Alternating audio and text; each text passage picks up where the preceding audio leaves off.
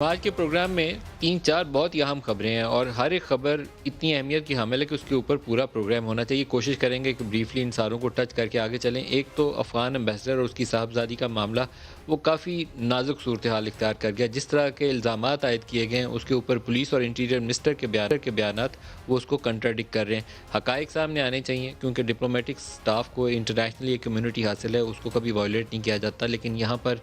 پاکستان یا کسی بھی آپ اور ملک میں دیکھیں، جتنا غریب ملک ہو ان کے سفرا کے پاس اتنی بڑی گاڑیاں ہوتی ہیں، تو یہاں امبیسڈر کی صاحبزادی کو ٹیکسی استعمال کرنی پڑی۔ اس کی کیا وجوہات تھیں، پھر اس کے ساتھ جو واقعہ پیش آیا وہ کیوں پیش آیا، اس کے پیچھے محرکات کیا تھے، کون لوگ تھے، پوری ڈیٹیلز جو ہیں پبلکلی لوگوں کو بتایا بھی جانا چاہیے اور انٹرنیشنلی بھی ڈپلومیٹک کمیونٹی کے ساتھ شیئر بھی کی جانی چاہیے۔ پھر ایک اور خبر ہمارے سامنے نظر یہ آتی ہے کہ جو ایس جے شنکر ہیں، بھارتی وزیر خارجہ، انہوں نے کہا کہ بھارت نے اپنا انفلوئنس استعمال کیا، اپنا دباؤ استعمال کیا پاکستان کو ایف اے ٹی ایف کے اندر رکھنے کے لیے۔ ایف اے ٹی ایف کے اندر رکھنے کے لیے پاکستان نے 27 میں سے 26 مطالبات منظور کیے اور اس میں منی لانڈرنگ اور یہ ہمارا ہنڈی حوالہ کا سسٹم، جو ٹیرر فائنانس کے ایشوز تھے، اس کے اوپر نئی لیجسلیشن بھی کی گئی۔ اس کے باوجود لوگوں کو بہت دکھ ہوا کہ سارا کچھ کرنے کے باوجود پاکستان کو ایف اے ٹی ایف کے اندر رکھا گیا۔ الزامات یہاں سے یہی لگائے گئے کہ یہ پولیٹیکلی موٹیویٹڈ ڈیسیژن ہے، لیکن اب ایس جے شنکر کا جو بیان ہے وہ اس کی تصدیق کرتا ہے کہ واقعی اس کے اندر پالیٹکس بھی انوالو تھی۔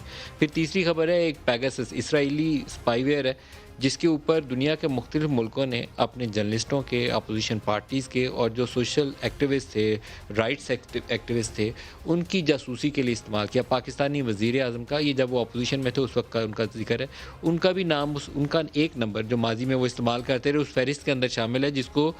بھارتی ایجنسی اسپائنگ کے لیے استعمال کرتی نہیں۔ اس کے علاوہ بھارت کے اندر جو میجر نیوز آرگنائزیشن کے ساتھ وابستہ جرنلسٹ ہیں ان کی جاسوسی کی گئی، اور پوری دنیا میں یہ واقعات بہت سارے ممالک میں، خاص طور پر ہمارے جیسے جو ملک ہیں، انہوں نے تو اس کو ضرور استعمال کیا کہ وہ اسرائیلی سافٹ ویئر خریدا اور لوگوں کی جاسوسی کے لیے استعمال کیا۔